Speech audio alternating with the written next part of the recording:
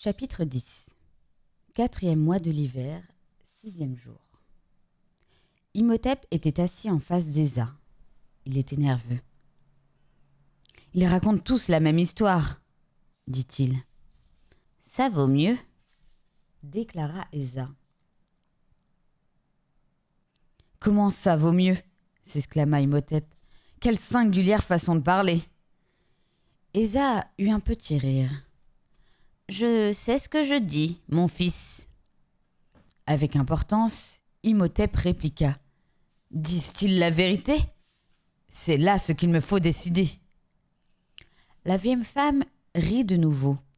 « Te prendrais-tu pour la déesse Maa ou croirais-tu pouvoir, comme Anubis, peser les cœurs dans une balance ?»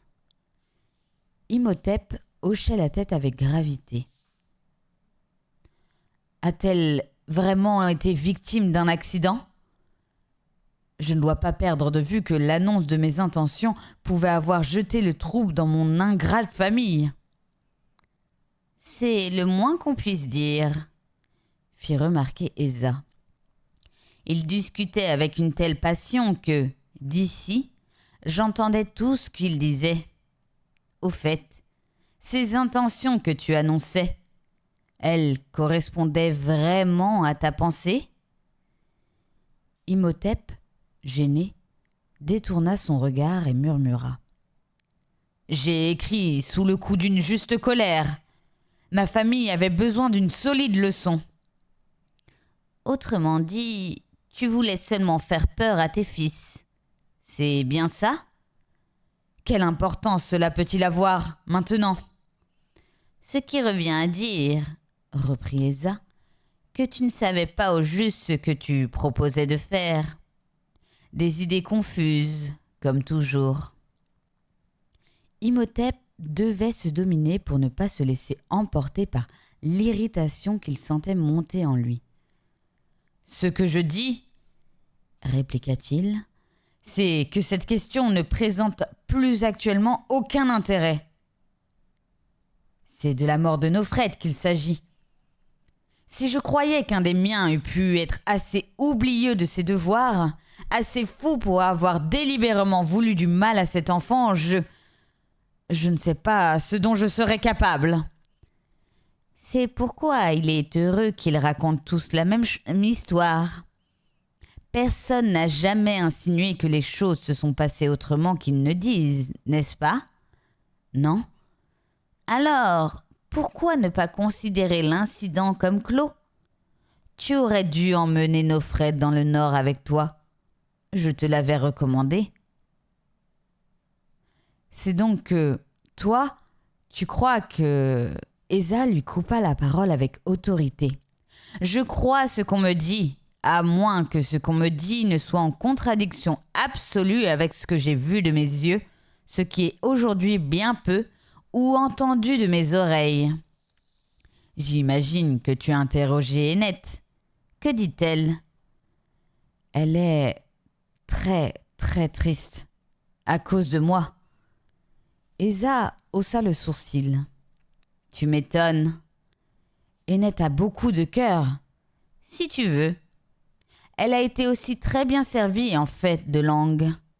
Si elle n'a rien à dire et si elle ne se contente de compatir à ta douleur, c'est bien certainement qu'il n'y a rien à dire et que tu peux considérer cette histoire comme terminée. Il y a assez de choses dont tu dois t'occuper. C'est juste. Imhotep se leva, toute sa prétention importance retrouvée. Yamoz, dit-il, m'attend en ce moment même pour m'entretenir d'un certain nombre d'affaires au sujet desquelles il est urgent que je prenne des décisions. Je vais le rejoindre.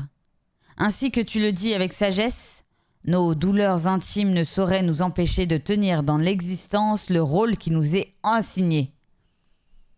Il quitta la pièce avec majesté. Eza, un sourire ironique sur ses vieilles lèvres, le regarda sortir, puis, le visage redevenu grave soudain, elle poussa un soupir et hocha lentement la tête. Yamoz attendait son père avec Kameni, qui remplaçait Ori, occupé à surveiller le travail des embaumeurs et des ouvriers qui s'activaient dans les préparatifs des funérailles prochaines. Il avait fallu à Imhotep plusieurs semaines pour revenir du nord, quand il avait appris la fatale nouvelle, et les préparatifs des obsèques étaient maintenant presque terminés.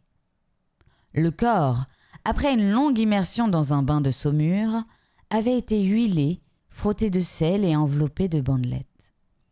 Il reposait maintenant dans un sarcophage. Yamos expliqua qu'il avait fait aménager une petite chambre funéraire, voisine du tombeau, taillée dans le roc, dans lequel devait être un jour déposée la dépouille d'Imhotep lui-même. Il précisa les détails des dispositions qu'il avait cru devoir prendre. Imhotep l'écouta avec satisfaction. « Tu as agi avec infiniment de sagesse, » déclara-t-il enfin. « Je constate avec plaisir que tu as fait preuve de jugement et que tu as su ne point perdre la tête. » Yamos rougit sous ces compliments inattendus. « Sans doute, » poursuivit Imhotep.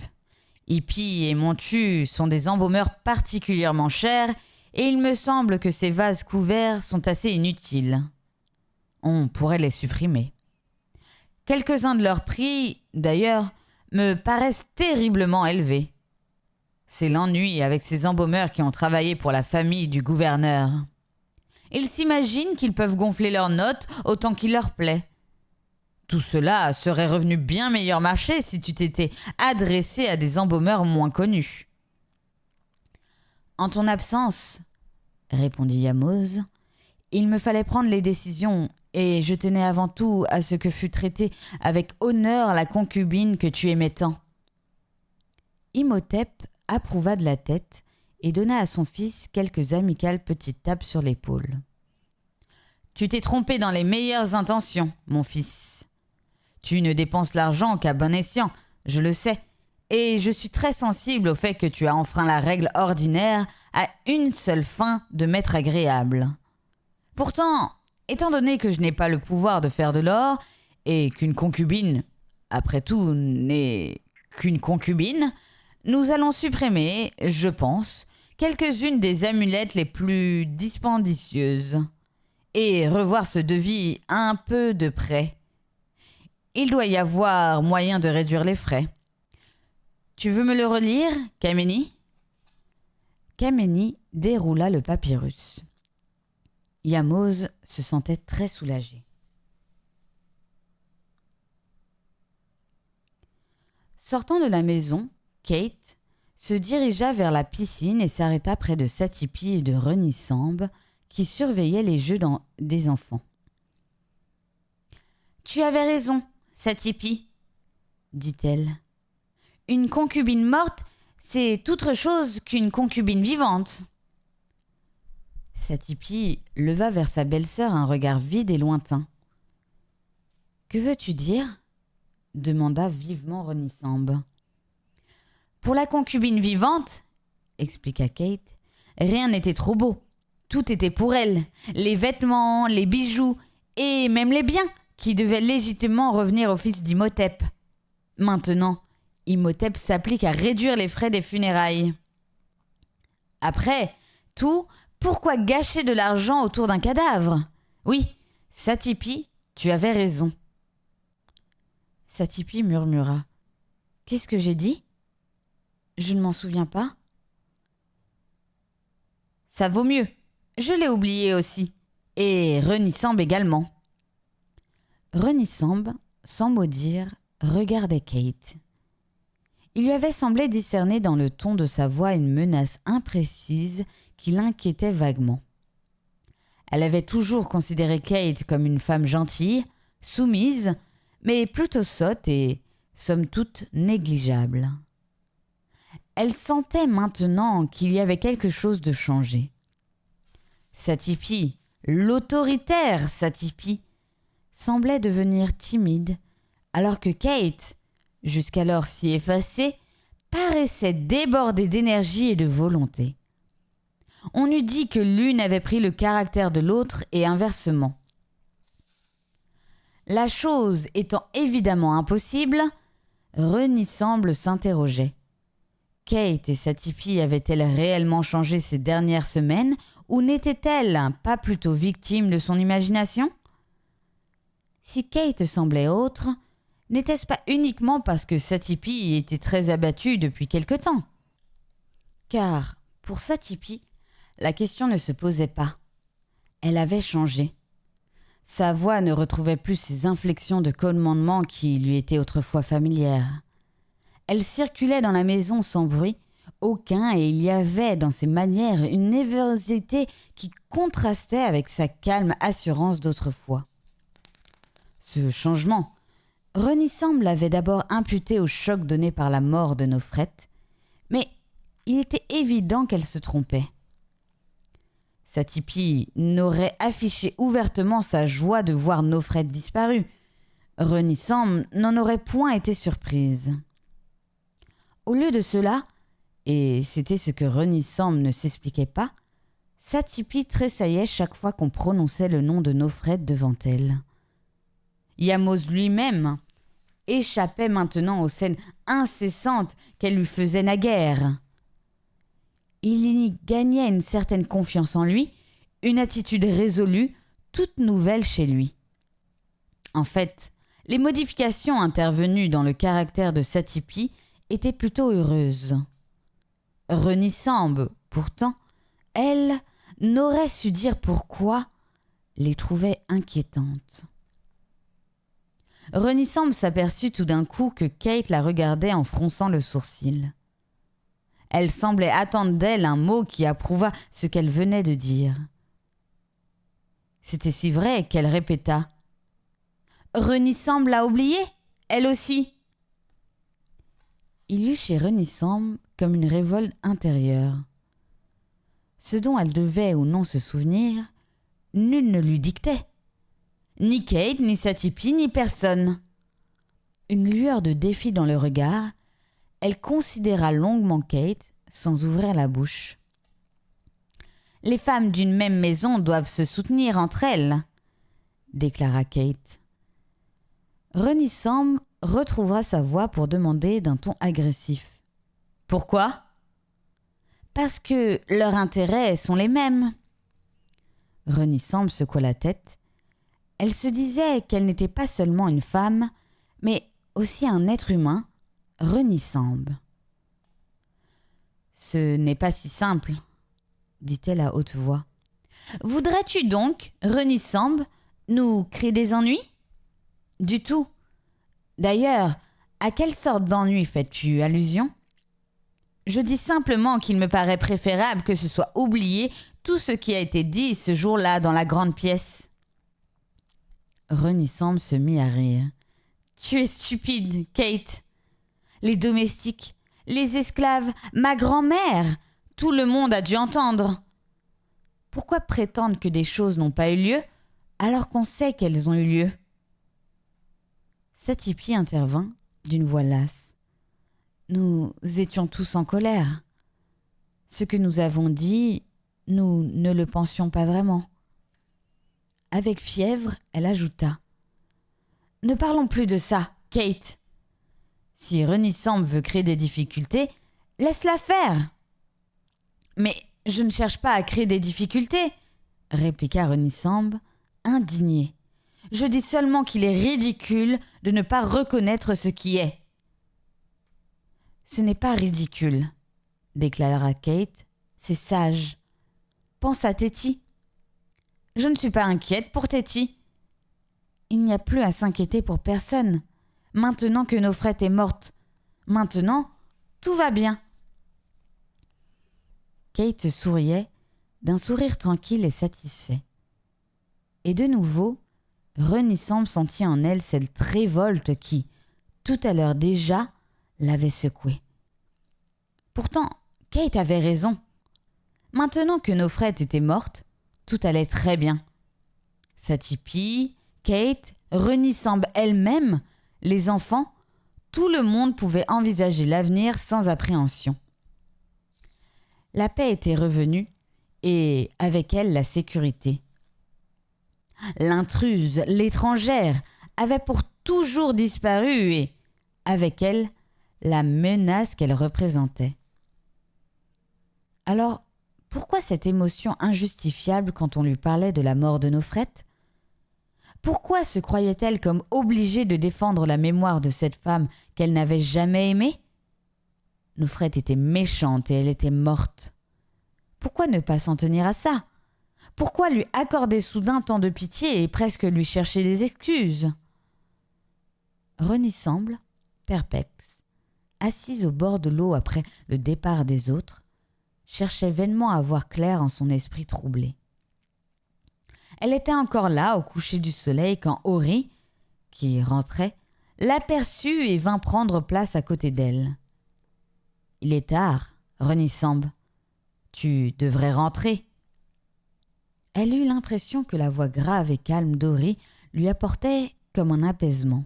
« Ori, lui demanda-t-elle, est-il vrai que les femmes d'une maison doivent se soutenir entre elles ? » Qui t'a dit ça, Renissemble ? Kate, elle et sa tipi. Ori l'interrompit. Et c'est une question à laquelle tu veux réfléchir ? Réfléchir ?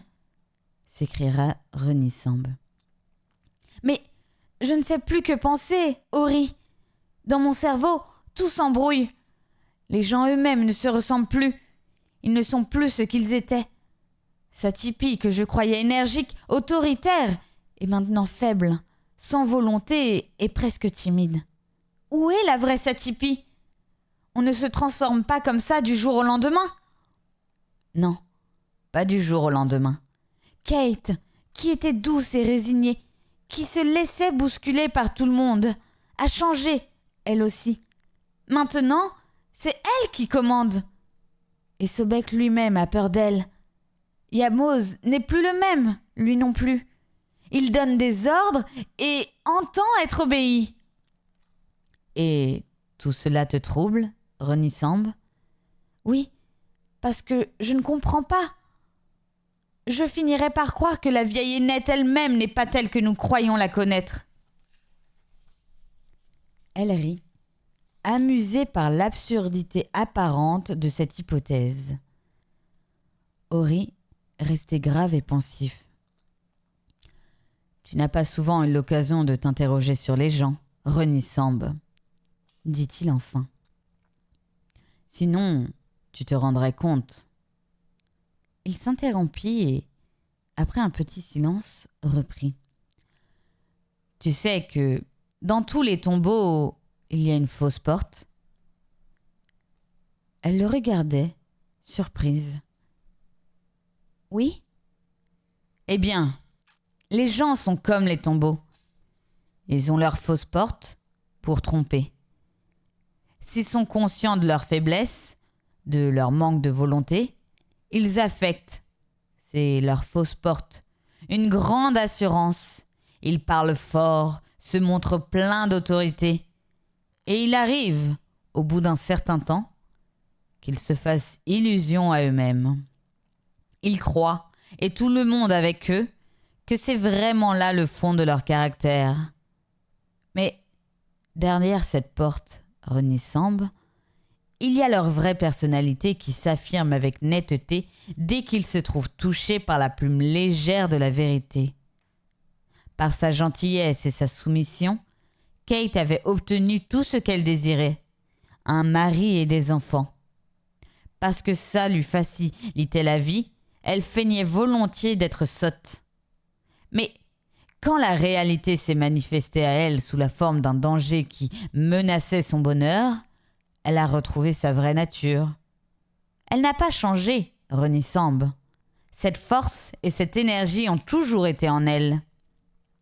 Tu m'effraies, Ori. Les gens seraient donc tout autres que nous les voyons ? Pourtant, moi, Ori, je suis toujours la même. Il sourit. Tu crois ? Alors, pourquoi es-tu resté ici pendant des heures à réfléchir, le front soucieux et le sourcil froncé ? Est-ce que la Renissemble d'autrefois, celle qui partit avec Kay, a jamais fait ça ? Non, bien sûr. Seulement, elle n'avait pas besoin de... Elle n'acheva pas sa phrase. Tu vois, tu l'as dit toi-même. Et tu as prononcé le mot qui exprime la réalité. Besoin. Tu n'es pas l'enfant heureuse et insouciante que tu parais être. Tu n'es pas simplement une des femmes de la maison. Tu es Reni Samb qui prétend réfléchir aux choses et qui se pose toutes sortes de questions sur les gens. Songeuse, Reni Samb dit lentement.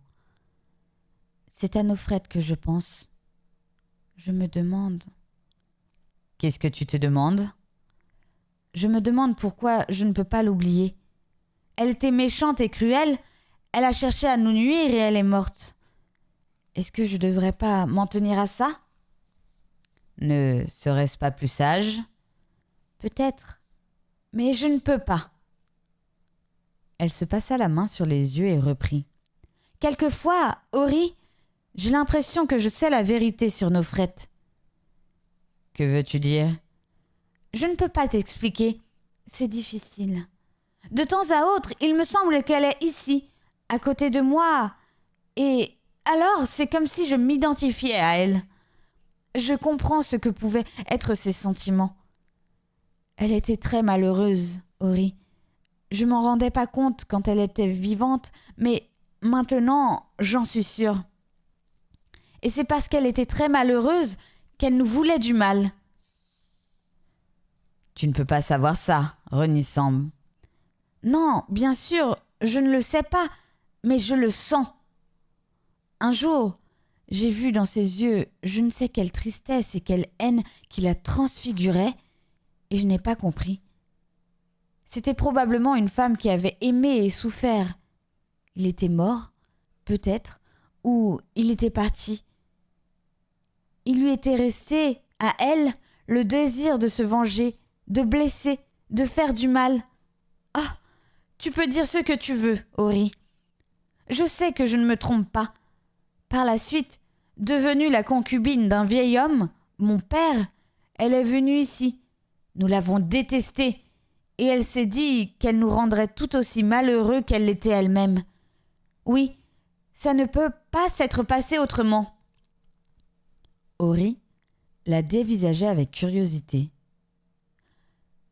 Tu es bien sûr de toi, Reni Samb. Pourtant, Nofrette, tu la connaissais assez mal. Mais je sens que c'est la vérité.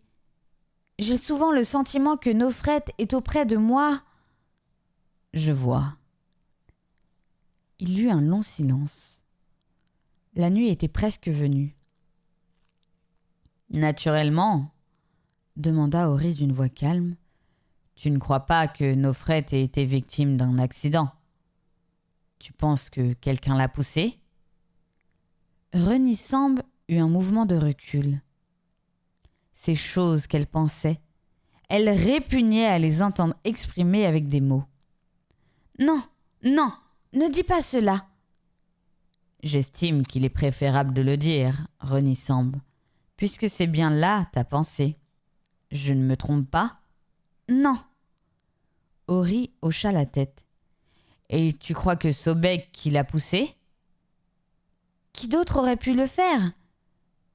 Tu te souviens du jour où il a été tué, cette vipère ? Et de ce qu'il a dit le jour même de la mort de Nofrette, lorsqu'il nous a quittés ? Je me souviens très bien de ce qu'il a dit. Mais les gens qui parlent le plus, Reni Samb, ne sont pas ceux qui agissent le plus. Tu crois pourtant qu'elle a été tuée, toi aussi ? Oui, Reni Samb. Mais après tout, ce n'est qu'une opinion. Je n'ai pas de preuves et je ne crois pas qu'il puisse jamais y en avoir. C'est d'ailleurs pourquoi j'ai encouragé Imhotep à accepter la version de l'accident. Pour le surplus, je crois que quelqu'un a poussé Nofrette et que nous ne saurons jamais qui est cet quelqu'un. Veux-tu dire par là que tu ne crois pas que ce soit Sobek ? Je ne le crois pas. Mais, je te le répète, nous n'aurons jamais là-dessus aucune certitude. Alors, mieux vaut n'y plus penser. Mais si ce n'est pas Sobek, qui crois-tu ? Ori secoua la tête. Si j'ai une idée, elle est probablement erronée. Il est donc préférable que je la garde pour moi. » »« Mais alors, nous ne saurons jamais la vérité ?» Il y avait du désespoir dans la voix de Renisambe. « Peut-être. » Après une hésitation, Augery acheva sa phrase. « Peut-être est-il mieux qu'il en soit ainsi. »« Qu'on ne sache jamais ?»« Qu'on ne sache jamais. » Renisambe se sentit parcouru d'un frisson. « Mais alors... Oh, Aury, j'ai peur !» Chapitre 11. Premier mois de l'été, 11e jour. Les dernières prières étaient dites. La cérémonie funéraire s'achevait. Tout en prononçant les formules rituelles, Montu, un divin père du temple de Hathor, balayait la chambre mortuaire pour en faire disparaître toute trace de pas laissée par l'esprit malin. La porte du tombeau, murée à jamais, on déposa dans une chambre voisine tout ce qui avait servi au travail des embaumeurs, les pots de natron et de sel, ainsi que tous les vêtements qui avaient été en contact avec le corps, puis la porte fut fermée et scellée, elle aussi. Imhotep poussa un soupir, redressa les épaules et se départit de l'attitude dévotieuse qu'il s'était imposée durant toute la cérémonie. Tout avait été fait de façon convenable. Nofret avait été enseveli selon les rites et sans qu'il fût regardé à la dépense. Imhotep estimait même que, sous ce rapport, on avait fait les choses un peu largement. Imhotep échangea quelques politesses avec les prêtres qui, leur saint office rempli, reprenaient contact avec les réalités terrestres et tout le monde se mit en route vers la maison où une collation attendait. Imhotep s'entretenait avec le grand prêtre des derniers événements politiques. Thèbes devenait rapidement une puissante cité et il était très possible que l'Égypte tout entière se trouvât bientôt placée, une fois encore, sous une direction unique. L'âge d'or des bâtisseurs de pyramides pouvait revenir. Montu parlait avec respect du roi Nébépet-Ra, à la cause duquel il semblait tout acquis. C'était un grand capitaine et un homme pieux, contre lequel le Nord, faible et corrompu, ne saurait se dresser longtemps. L'Égypte avait besoin de son unité et, celle-ci réalisée, Thèbes aurait devant elle un merveilleux destin. Les hommes marchaient, parlant d'avenir. Renisambe se tourna vers la falaise. Elle pensait à la chambre mortuaire à jamais fermée. « Ainsi, murmura-t-elle, c'est fini. » Elle se sentait comme soulagée. Qu'avait-elle craint? Elle lui était incapable de le dire. Peut-être quelques accusations portées au dernier moment, mais tout s'était passé dans le calme et le recueillement. Nofret avait été enterré selon les rites. C'était fini. Éneth, qui allait à côté de Renisambe, dit à voix basse: « Je l'espère, Renisambe, je l'espère. » Renisambe tourna la tête vers elle. « Que veux-tu dire, Éneth ?» Éneth fuyait son regard. « Je dis que j'espère que c'est fini. Seulement, quelquefois, ce qu'on prend pour une fin n'est qu'un commencement. Ce serait terriblement ennuyeux. » « Enfin, dit Renisambe avec un peu d'humeur, de quoi parles-tu? Qu'est-ce que tu prétends insinuer? » « Je n'insinue jamais rien, Renisambe.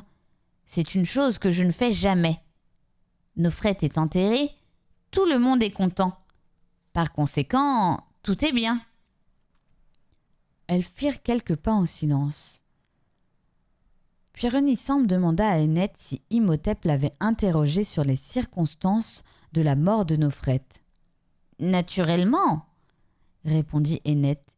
Il tenait essentiellement à ce que je lui dise ce que je en pensais. »« Et que lui as-tu dit ? » ?»« Que c'était un accident et que ce que ne pouvait pas être autre chose. » Tu ne te figures tout de même pas, lui ai-je dit, que quelqu'un de ta famille aurait tué Nofrette.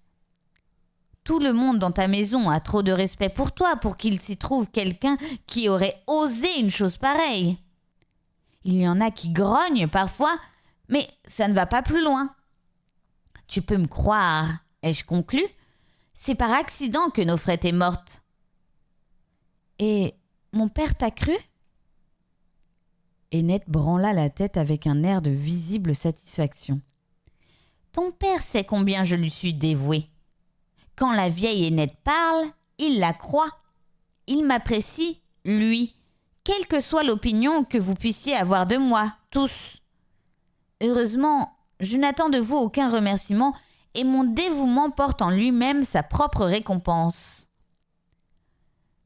Tu étais également très dévoué à Nofrette. Je ne vois pas, Renisambe, où tu as été chercher cette idée-là. J'étais comme tout le monde, j'obéissais à ses ordres et je ne pouvais guère faire autrement. Elle croyait que tu lui étais dévoué. Eneth ricana.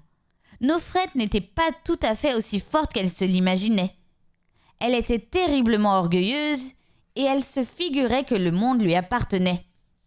Maintenant, c'est avec les juges du royaume des ombres qu'il faut s'expliquer. Et là-bas, sa jolie frimousse ne lui servira de rien. Quoi qu'il en soit, nous nous sommes débarrassés d'elle. Elle poussa un léger soupir et, la main sur une des allumettes qu'elle portait sur elle, ajouta « Du moins, je l'espère. » Renisambe, je voudrais te parler de Satipi. Je t'écoute, Yamoz. Renisambe leva les yeux vers le beau visage de son frère. Il avait l'air soucieux. D'une voix lente et grave, il dit « Il y a chez elle quelque chose qui ne va pas, et je n'y comprends rien. » Renisambe hocha tristement la tête. Elle ne trouvait pas les paroles de réconfort qu'elle eût voulu prononcer. « Depuis quelque temps, poursuivit Yamoz, elle a changé. Au moindre bruit, elle sursaute et se met à trembler. Elle ne mange plus. Dans la maison, elle circule comme si elle avait peur de son ombre. Tu n'as pas remarqué ça, Renisambe ? Si, nous l'avons tous remarqué. Je lui ai demandé si elle était malade. Je ferai venir un médecin. Mais elle assure qu'elle n'a rien et qu'elle se porte le mieux du monde. Je sais. Tu lui as posé les mêmes questions, toi aussi ? Qu'est-ce qu'elle t'a dit ? Rien du tout ? Il y avait dans le ton de l'anxiété et du désespoir. Renisambe eût voulu pouvoir rassurer son frère, mais la chose ne lui paraissait pas possible. Elle m'a déclaré qu'elle allait très bien. Yamoz murmura. En réalité, elle dort très mal. La nuit, elle a des cauchemars qui la font crier. Tu ne crois pas qu'elle pourrait avoir quelque chagrin dont nous ne saurons rien ? Renisambe secoua la tête. Je ne vois pas comment ce serait possible. Les enfants vont bien et il ne s'est rien passé de nouveau ici. Il y a bien eu la mort de Nofrette, mais je n'ai pas l'impression que Satipi en ait eu beaucoup de chagrin. Yamoz sourit légèrement. Non, ce serait plutôt le contraire. D'autre part, il me semble que le caractère de Satipi avait commencé à changer avant même la mort de Nofrette. Le ton manquait d'assurance. Il répéta. Avant la mort de Nofrette, sûrement. Tu ne crois pas ? Pour moi, je ne m'en suis aperçue que depuis. Et elle ne t'a rien dit ? Tu es sûr ? Renisambe répondit d'un signe de tête. À mon avis, dit-elle ensuite, Satipi n'est pas malade. Elle a peur. Yamoz regarda sa sœur avec stupéfaction. Peur ? Mais pourquoi aurait-elle peur ? Et de quoi ? Une femme qui a toujours eu le courage d'un lion. Renisambe eut un geste d'impuissance. Je sais, c'est ce que nous avons toujours cru. Mais on change. C'est curieux. Crois-tu que Kate sache quelque chose ? Satipi pourrait lui avoir parlé. Sans doute, je crois que c'est plutôt à Kate qu'à moi qu'elle ferait ses confidences, mais je ne pense pas qu'elle l'ait fait. À vrai dire, j'en suis même sûre. Et qu'est-ce que Kate en pense? Kate? Elle ne pense jamais rien de rien. Ce que Kate avait fait, par contre, Reni Samb s'en était bien aperçu. C'était de profiter de l'inhabituelle faiblesse de Satipi pour se faire attribuer, à elle et à ses enfants, les plus belles pièces de toile récemment filées, chose qui ne se serait pas passée si Satipi avait été elle-même. La maison retentit de disputes passionnées. Satipi n'avait pour ainsi dire pas protesté, et cette facile résignation avait, plus que toute autre chose, vivement impressionné Reni Samb. « As-tu parlé à Esa ?» demanda-t-elle. « Quand il s'agit des femmes, notre grand-mère dit des choses plus sages que n'importe qui. » Yamose eut un petit sourire amer. « Esa m'a simplement dit que je devais me féliciter de cet heureux changement. » Elle ajouta que ce qu'on peut souhaiter de mieux, c'est que Satipi continue à se montrer douce et raisonnable. Reni Samb hésita un peu, puis elle dit « Tu as vu Eneth ?» Yamose fronça le sourcil. « Eneth ? Non, je ne voudrais pas lui parler de ça. Elle n'a déjà que trop tendance à se prendre pour un personnage. Notre père l'a gâtée. »« Je sais, elle est très fatigante.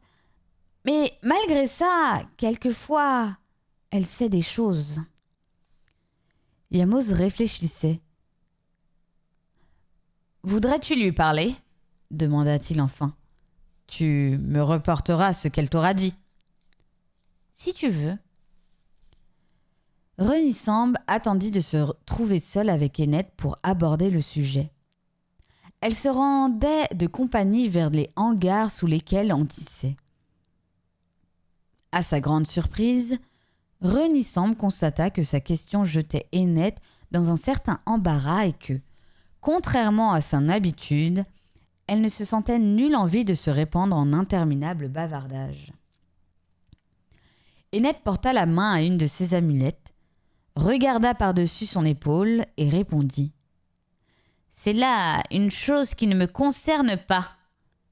Que les gens soient eux-mêmes ou non, je n'ai pas à le savoir.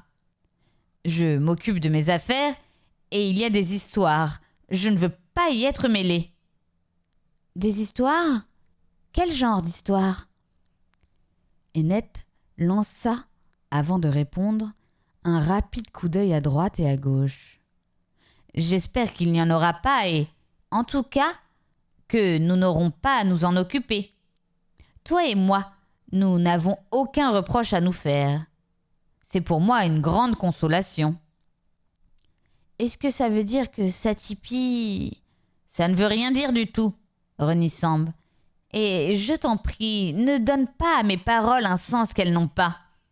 Ici, je ne suis guère qu'une domestique et je n'ai pas à faire connaître mon avis sur des choses qui ne me regardent en rien. Si tu veux mon opinion, il est très heureux que Satipi ait changé en mieux et, si elle reste comme elle est maintenant, tout le monde s'en trouvera bien. Là-dessus, Reni Samb, si tu permets, je vais m'occuper de mon travail et vérifier ce qu'ont fait ces femmes. Elles ne font pas attention, elles rient, elles jacassent, et il faut les surveiller de près. » Lentement, Reni Samb reprit seule le chemin de la maison. Elle se rendit directement à la chambre de Satipi, qui ne l'entendit pas entrer et bondit lorsqu'elle lui posa la main sur l'épaule. « Tu m'as fait peur! Je croyais… » »« Qu'est-ce qu'il se passe, Satipi ?» demanda Reni Samb. « Tu ne veux pas me le dire ? Yamose se fait beaucoup de soucis à cause de toi et… » Satipi porta la main à sa bouche. Balbutiant, ouvrant de grands yeux effrayés, elle dit « Yamose ?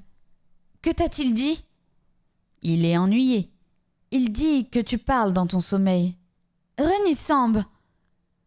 Satipi affolée, avait pris Renisambe par le bras. Le visage bouleversé, elle demanda « Ai-je dit ? Qu'ai-je dit ?» Renisambe ne répondait pas. Elle poursuivit « Qu'est-ce que Yamos t'a dit ?»« Il dit, et je pense comme lui, que tu es malade ou malheureuse. »« Malheureuse ?»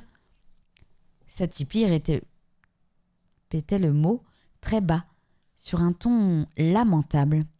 « Es-tu vraiment malheureuse, Satipi ?»« Peut-être. Je ne sais pas. Ce n'est pas ça. »« Non, ce n'est pas ça. Tu as peur. » Satipi redressa la tête.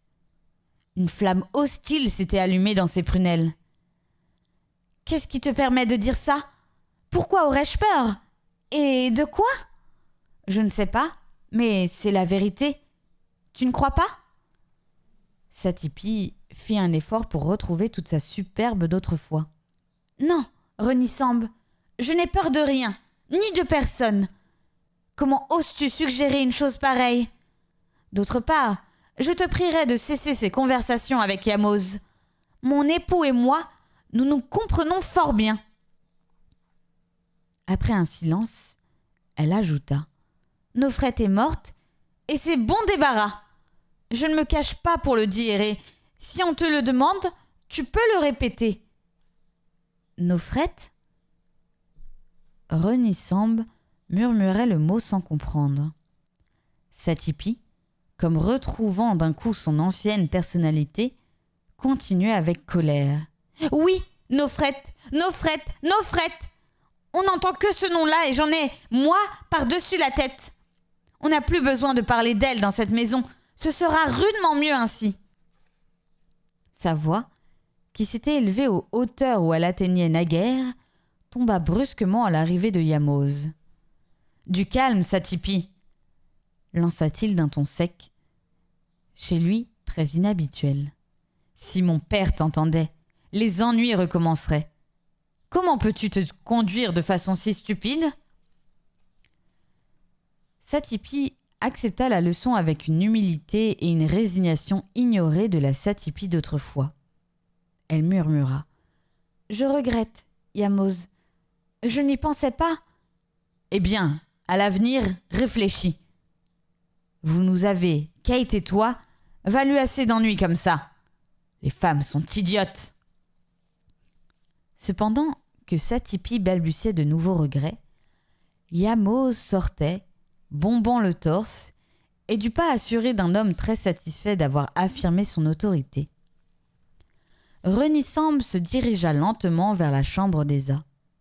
Elle espérait que sa vieille grand-mère lui donnerait quelques sages conseils, mais Esa, qui mangeait des raisins et se délectait, se refusait à prendre l'affaire au sérieux. « Satipi, Satipi, pourquoi tout ce tapage à propos de Satipi ? Ça vous manque donc d'être commandé et bousculé par elle ?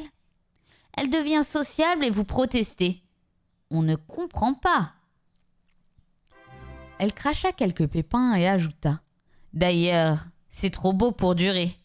À moins, bien entendu, que Yamos n'y tienne la main. » « Yamos ? » ?»« Oui, je veux croire que Yamos a fini par se rendre compte de ce qu'il devait faire et qu'il a administré à Satipi une solide correction. C'est ce dont elle a besoin. Et elle et femme a trouvé ça agréable. Yamos, avec ses manières douces et serviles, a dû bien la faire souffrir. » Renisambe protesta avec véhémence. « Yamos est charmant, aimable avec tout le monde, gentil comme une femme, si tant est que les femmes soient gentilles. » Esa éclata de rire. « Sage restriction, Renisambe.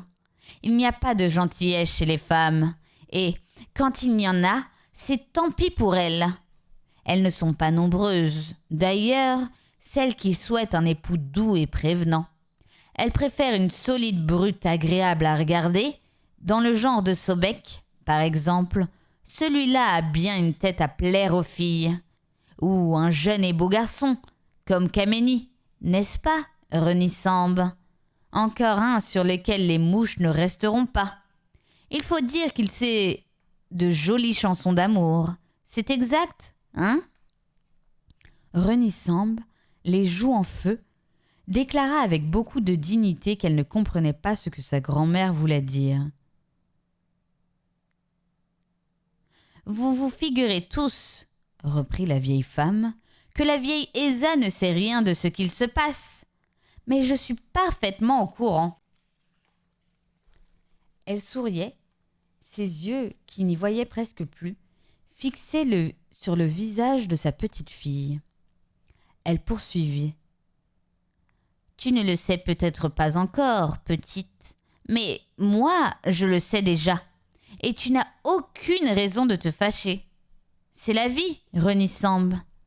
Kay fut pour toi un bon frère, mais sa barque vogue aujourd'hui sur le champ des offrandes et la sœur doit trouver un nouveau frère qui ira pêcher pour elle dans le fleuve.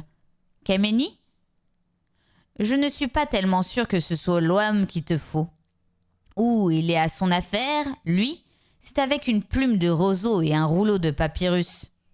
C'est un beau garçon sympathique.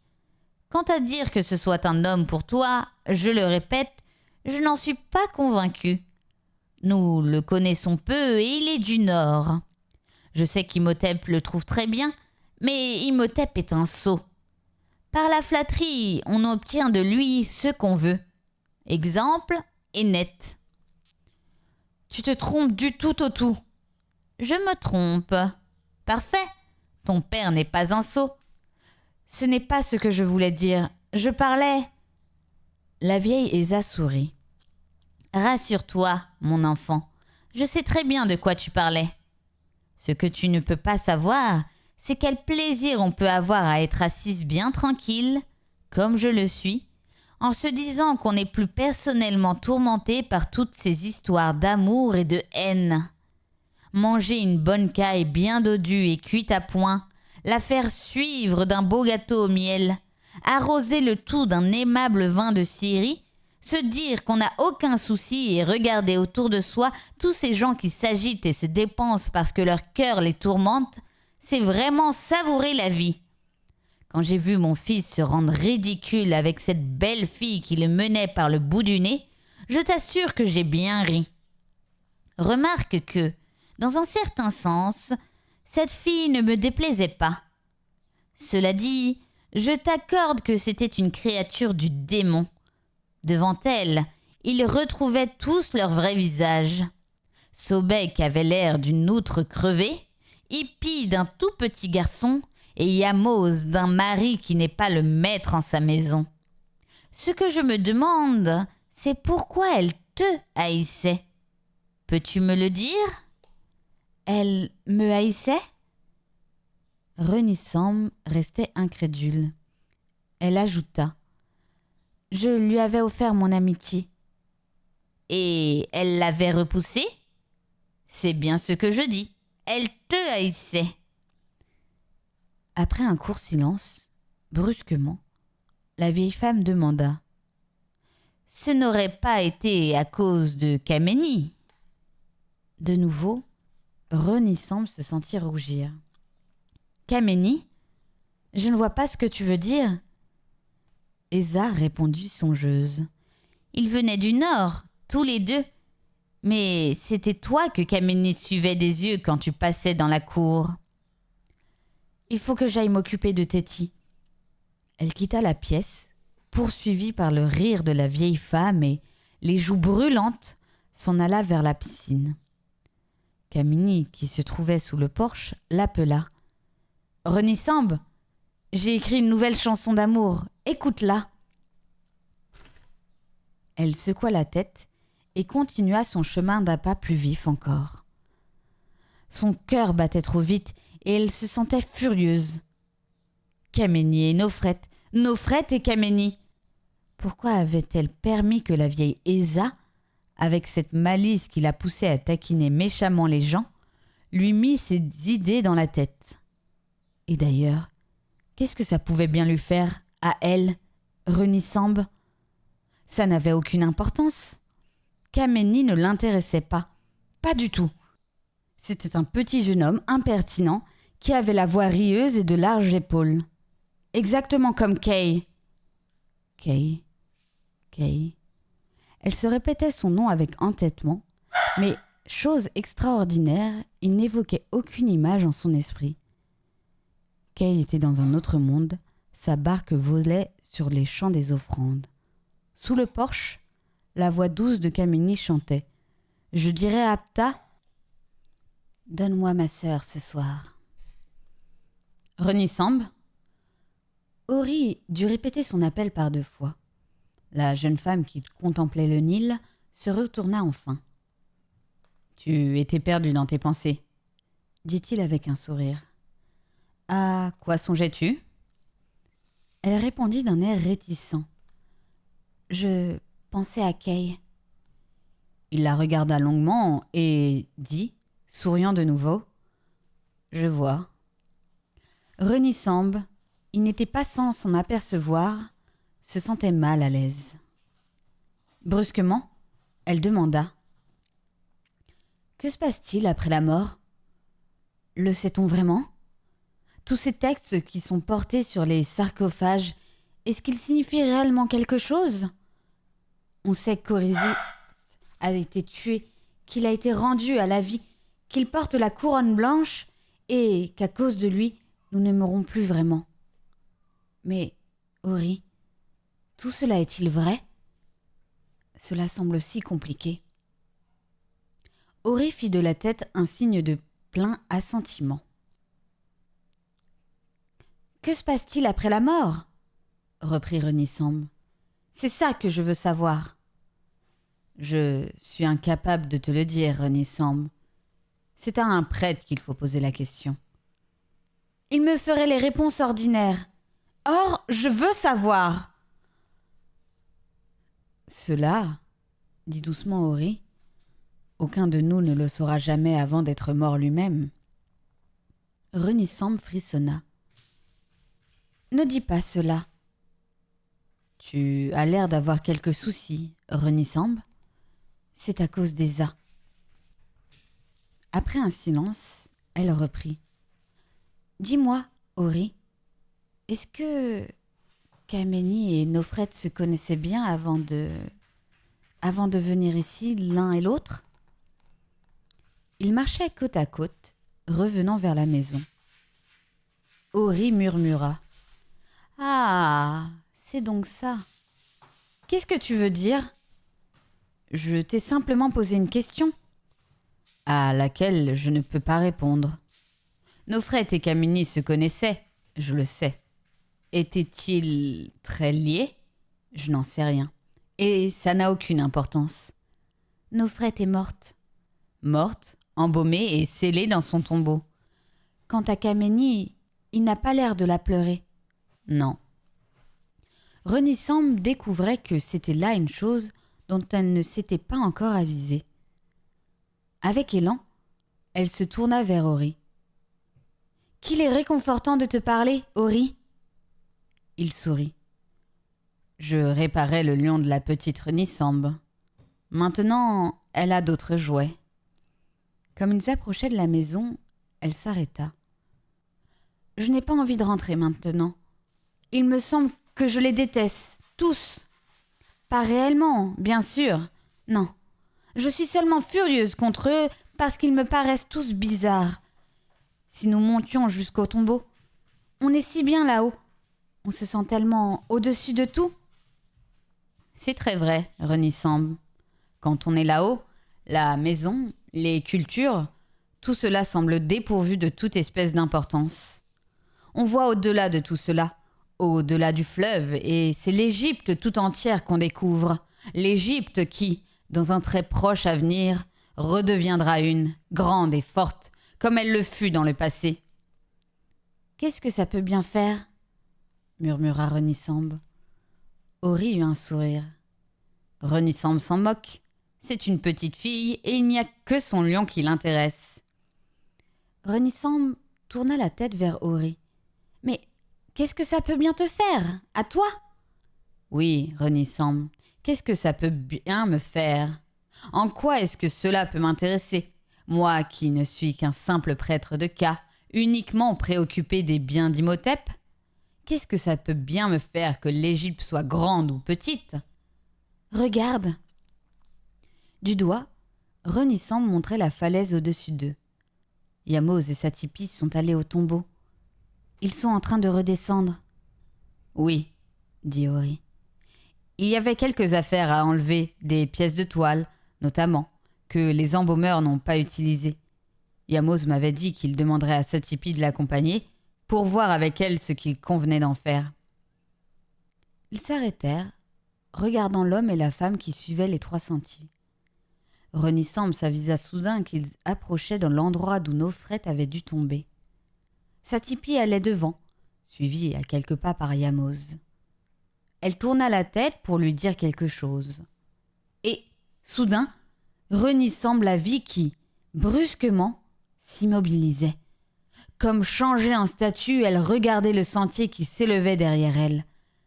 Puis, comme pour éloigner d'elle quelques horribles visions ou pour parer un coup, elle leva les bras.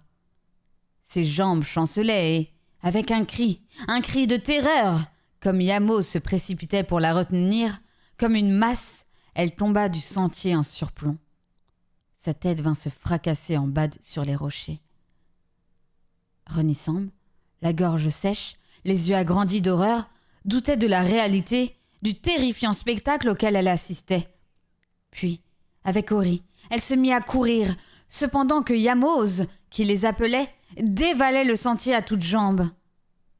Satipi gisait à l'endroit même où Nofret était tombée. Renissan se pencha sur elle. La mourante ouvrit les yeux, ses paupières battirent. Ses lèvres remuaient doucement, comme pour parler. Renissan approcha son visage du sien. Satipi, dans un suprême effort, parlait. Sa voix n'était qu'un souffle. Elle murmura « Nofret ». Puis, sa tête se renversa en arrière et sa mâchoire tomba. Elle était morte. Ori arrivait avec Yamos, qui l'attendait.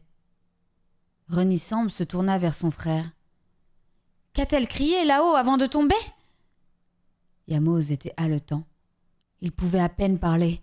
« Elle regardait derrière moi, par-dessus mon épaule, comme si elle voyait quelqu'un descendre le sentier. Mais il n'y avait personne! Il n'y avait personne !» Ori approuva de la tête. Il n'y avait personne. Yamos poursuivit, et cette voix n'était plus qu'un murmure. Alors elle a crié. Impatiente, Renissan insistait. « Et qu'est-ce qu'elle a crié ?» Tremblant, Yamos répondit. « Elle a crié Nofret !»